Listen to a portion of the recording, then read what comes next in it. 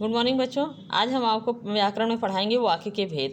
वाक्य के भेद दो प्रकार से किए जा सकते हैं, पहला अर्थ के आधार पर और दूसरा रचना के आधार पर। तो अर्थ के आधार पर 8 भेद होते हैं जो आप क्लास 9th में पढ़ चुके हैं। यहाँ पर आपको रचना के आधार पर वाक्य के कितने भेद होते हैं वही पढ़ना है। रचना के आधार पर वाक्य के 3 भेद होते हैं।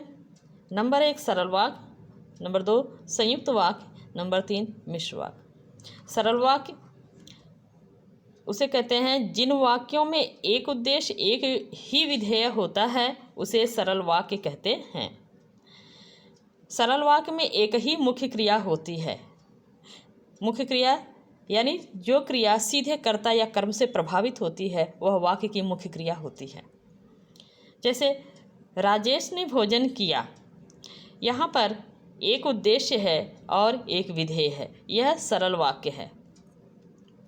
उद्देश्य में कर्ता एक से अधिक भी हो सकते हैं, जैसे अंशु, प्रवर और प्रखर साथ पढ़ते हैं, यहाँ पर विधेय एक है, उद्देश्य में कर्ता 3 हैं, यह भी सरल वाक्य है।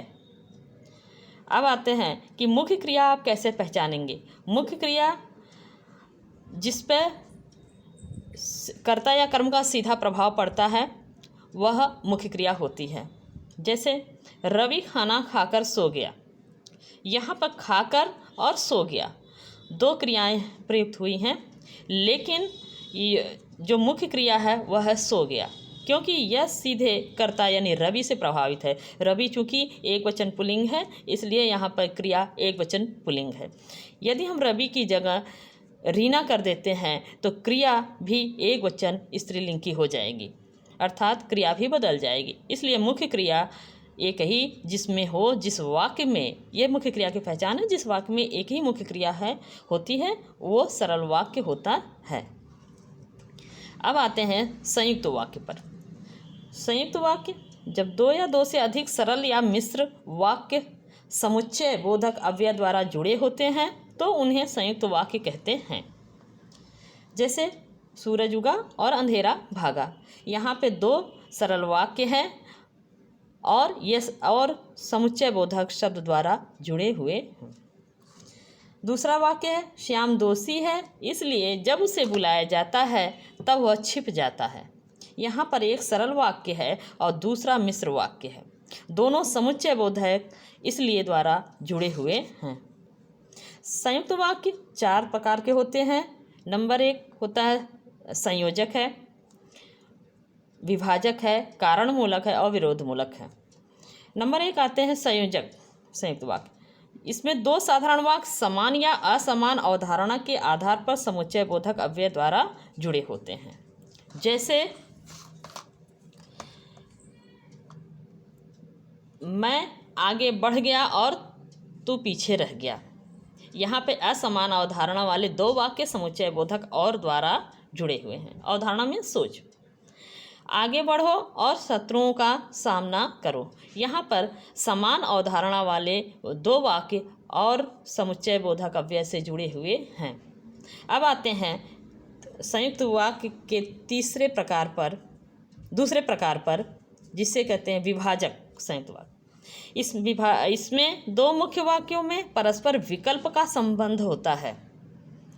ऑप्शन जैसे तुम यहाँ शांत होकर बैठो अथवा चले जाओ, यह भी संयुक्त वाक्य है। अब आते हैं कि विरोध मूलक संयुक्त वाक्य।